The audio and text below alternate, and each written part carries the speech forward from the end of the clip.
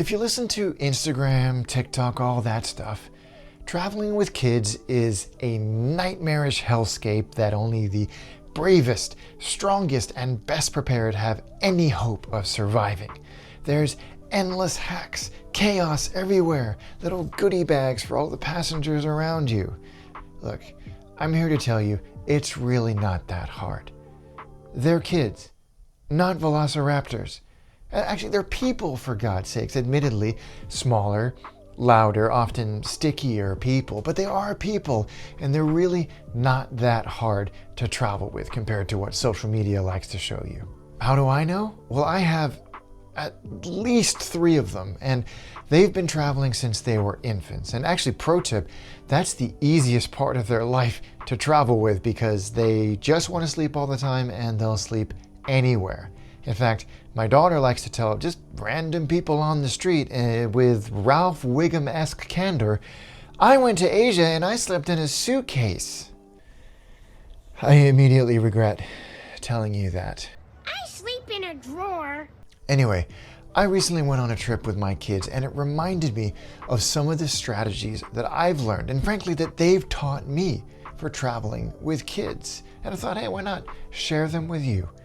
Some tricks, tips, philosophies, and hopefully they'll help you, and just as importantly them, not lose your collective minds. Thanks to Insta360 for sponsoring this episode. Before we go any further, a little bit of a pet peeve of mine. It's when I want to capture moments that are important to me and I have to have my phone out or another camera out, giant camera that I'm locked into, and I'm not really actually looking at what's going on around me. This trip, I wanted to capture everything that was going on, but also be in the moment. So I was very happy to have one of these little magical devices with me, an Insta360 Go Ultra. And this totally transformed the way that I capture these unforgettable moments. Let me tell you why. The first thing is, look at the size of this thing. It's tiny. No big clunky camera or phone to worry about. I can just clip this on and forget about it. And that tiny form factor means I can use this great little hat bill mount for effortless first-person view shots. Great for kids' eye views of family activities. The stabilization on this thing is incredible. It can handle jet skis, water slides, you name it. And that's all being captured in beautiful 4K at 60 frames a second. The magnetic mounts make setting up for a quick PTC a breeze. And I can monitor using the really clever charging case with screen, so I've got less gear and more go. And of course, the battery life is fantastic.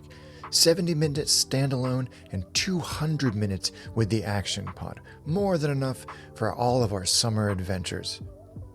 So if you're looking for a way to film life without stepping out of it, well, get yourself one of these. There's a link to get the Insta360 Go Ultra in the description below.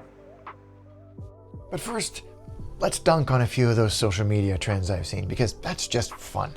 The first and the most important one, you do not owe the rest of the airplane an apology.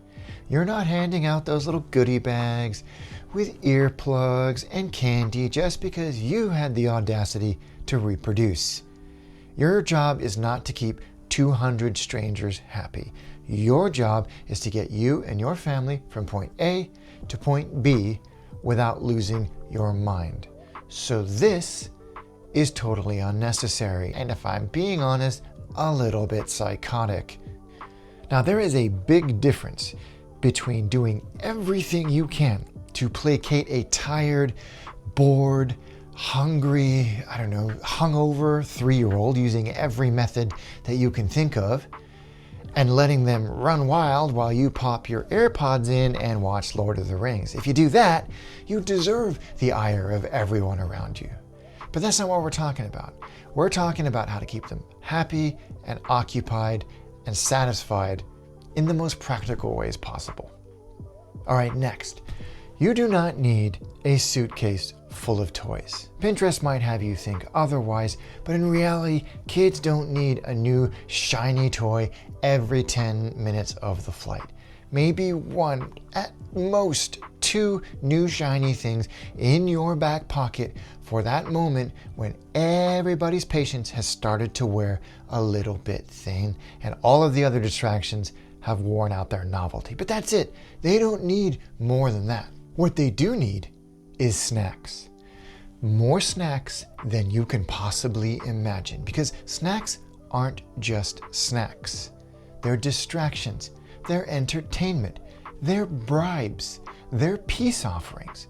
So lots of conveniently packaged snacks in your backpack and their backpack, distributed evenly throughout the flight, is a godsend. I once saw a parent do this in the most ingenious way.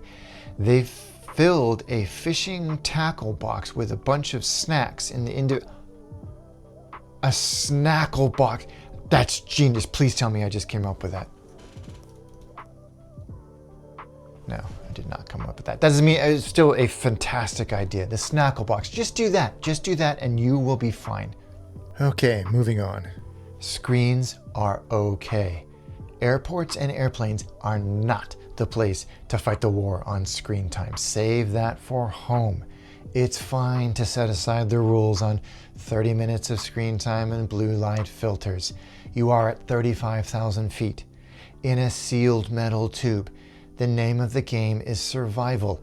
If SpongeBob on repeat gets you to landing in one piece, so be it. The golden rule, of course, is that headphones are not optional.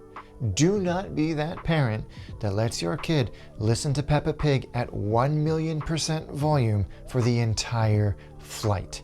That is a war crime.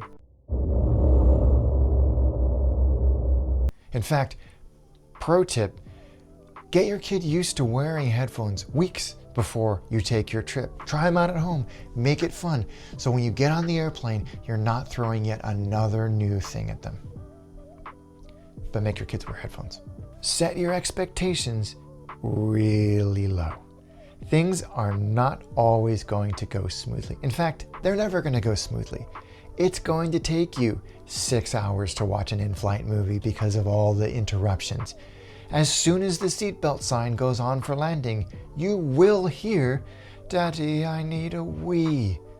Things are going to get spilled. Plans aren't always going to go the way that you hope them will. And that's okay. Be okay with them not being okay, and you'll be just fine. But it's not always about damage control, about survival.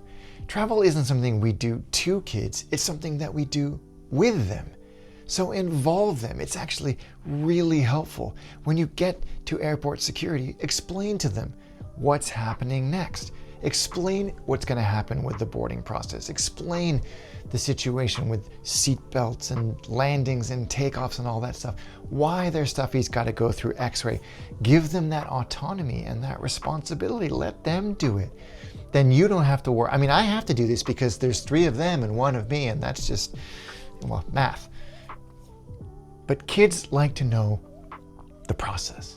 They like to know what's going to happen next, and that helps them cope better, which makes your life easier. And I also think that extends to the whole vacation. Giving the kids a say in the itinerary, in the day's plans, makes them feel included.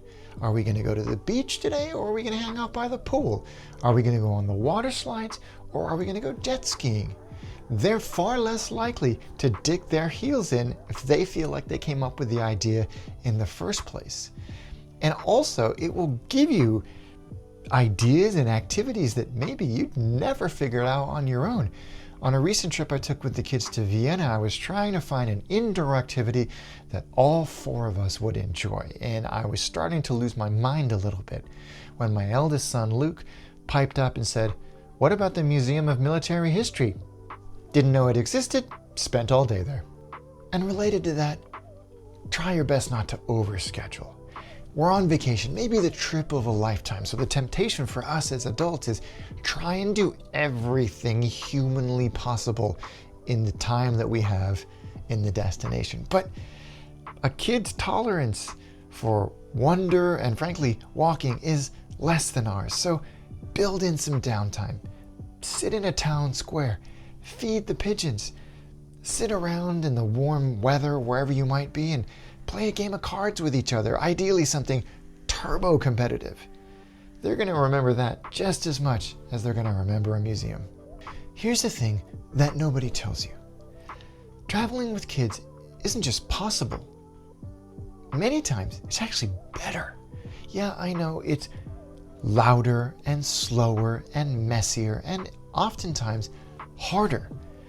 But in slowing you down, it actually makes you see things again. Kids notice details that you and I don't see anymore. The pattern on a tile, the smell of a market, the miracle of a plane lifting off the ground. Take it off and leave it go. They make friends so easily. They teach us how to be social again. They force us to live our trip in the present tense. And most importantly, they remind us of what travel is really for, making memories. So no, you do not need a PhD in logistics to travel with children. You do not need a viral TikTok strategy, and you do not need 50 color-coded Ziploc bags. You need snacks, you need patience, and you need a willingness to let go of perfection. Traveling with kids is not a nightmare. It isn't a performance. It's family life on the move.